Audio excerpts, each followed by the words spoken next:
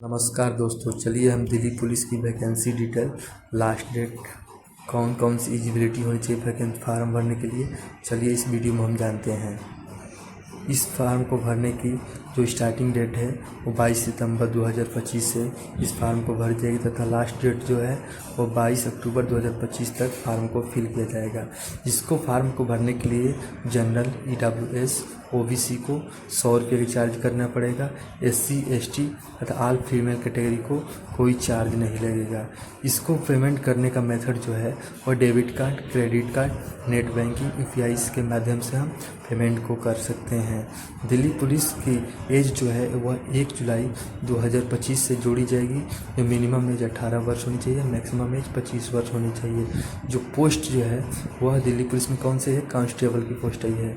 Constable की post में general की जो सीटें हैं 3174 है, EWS की 756 है, OBC को 1608 है, SC को 1386 है और ST का जो है वह 641 पोस्टें हैं। इसकी रिक्वायरमेंट क्वालिफ़िकेशन जो होनी चाहिए 10+2। जो बच्चा 10+2 किया है वह इस फार्म को कर सकता है तथा फिजिकल के टाइम ड्राइविंग लाइसेंस होनी चाहिए।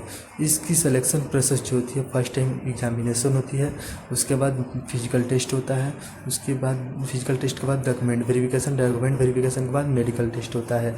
एज रिलेक्शन जो होती है ST, SC को 5 साल की मिलती है, OBC को 3 साल की मिलती है और जिसने NCC सर्टिफिकेट कर रखा है, NCC वाले सर्टिफिकेट वाले को 5% की एग्जामिनेशन छूट मिलेगी तथा NCC B सर्टिफिकेट, जिसने NCC B सर्टिफिकेट रखा है उन बच्चों को 3% का एग्जामिनेशन में छूट मिलता है तथा जिस बच्चा ने NCC ए सर्टिफिकेट कर रखा है, जिसने NCC ए सर्टिफिकेट का है उसे 2% की एग्जामिनेशन में छूट मिलेगी।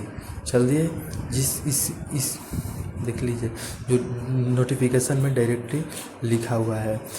और मैं इस बात करता हूँ इसकी सिलेबस की, तो पार्ट A जो होता है वह जनरल नॉलेज की होती है जो 50 क्वेश्चन आती है, 50 नंबर की होती है। पार्ट B जो होती है रीजनिंग की होती है जो 25 क्वेश्चन आती है, 25 नंबर का होता है। पार्ट C जो होती है वह नंबर एबिलिटी होती है जो मैथमेटिक्स 15 नंबर का 15 क्वेश्चन 15 नंबर का होता है। कंप्यूटर इसमें 10 क्वेश्चन पूछते हैं, 10 नंबर का होता है और इसकी फुल टाइमिंग जो होती है 90 मिनट की होती है। 90 मिनट में ये सभी प्रश्नों को हल करना पड़ता है, जिसमें प्रत्येक प्रश्न गलत होने पर 0.25 की निगेटिव मार्किंग होती है। इसलिए आप एग्ज़ाम जो दे वो ध्यान से दे। सभी ये कंप्यूटर बेस्ड एग्जामिनेशन होती है, फिर फर्स्ट टाइम होती है एग्जाम।